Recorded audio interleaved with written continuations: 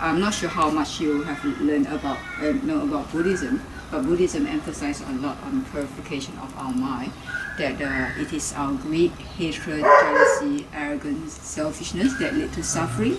So if we can free ourselves from all these afflictions and also learn to be less self-centered, you'll find that you'll be a happier person. Another important teaching in Buddhism is impermanence, that everything are subject to change. And we all know that everything is subject to change, but then in reality, we don't like to accept it sometimes. Well, sometimes when unhappiness arises, we hope that impermanence come quickly, and so that unhappiness will go away. But when we are at a happy time, we hope that the impermanence go a bit slower. But the problem with impermanence is just a natural law. So the Buddha is just someone who realized it. That's how the universe works. He didn't create the impermanent law.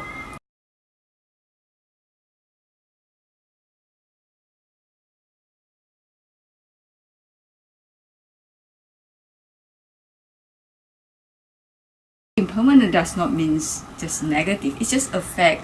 And so as long as we understand this, then whenever we confront anything in our life, you'll find that you will be more flexible. You know that, okay, things has happened, whether it's favorable or not favorable, you will just confront it and okay, things will change, but how can I gear it to so that it change it to the better direction that I want? So we wouldn't get so frustrated or feel that that's the end of the world, the end of our day. When something bad happens, you know that things can change as long as we start to supply it with the right conditions, we can slowly gear towards the right direction. It's just that we didn't do well in one of the exam. It doesn't mean that's the end of the world, right? So we just need to try to review and then try to be better. I like it. It's a very optimistic way of thinking. And it's logic. Yeah. It's logic. So that's basically, so the incense, burning of the incense, looking at the smoke that's just continue to flow. It also reminds you of impermanence, that nothing stays.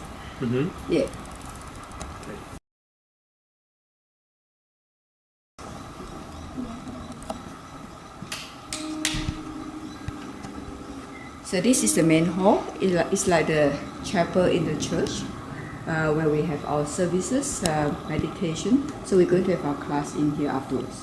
Okay. So the statue in the middle is the Buddha. You can go forward to have a look.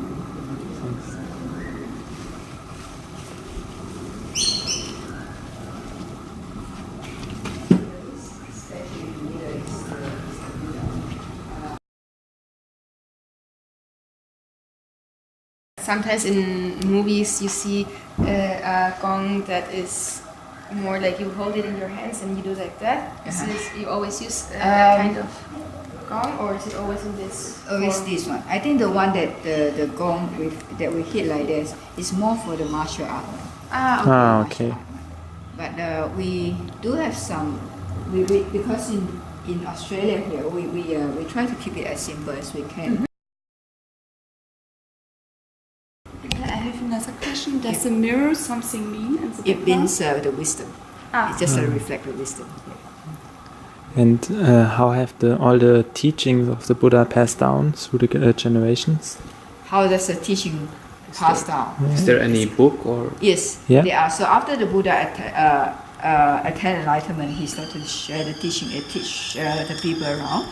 And then people learn his teachings. And then when the Buddha passed away, there was a meeting that is called to compile the teachings.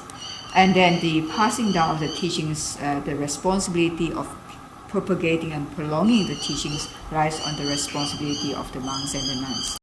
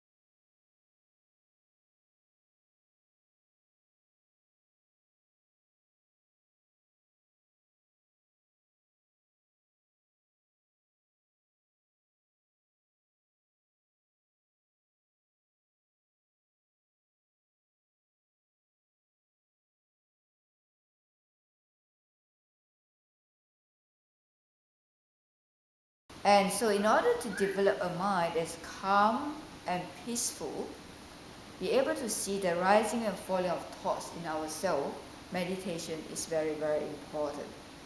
So it is by practicing meditation, as what we have all done just then, you find that when you try to focus your mind on your breathing, you hear of some noise, you have to let it go and bring your mind back to your breathing.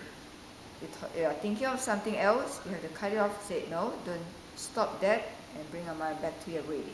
So training as such helps us to develop our mind power, the strength of our mind, to tell ourselves to listen to our own instruction.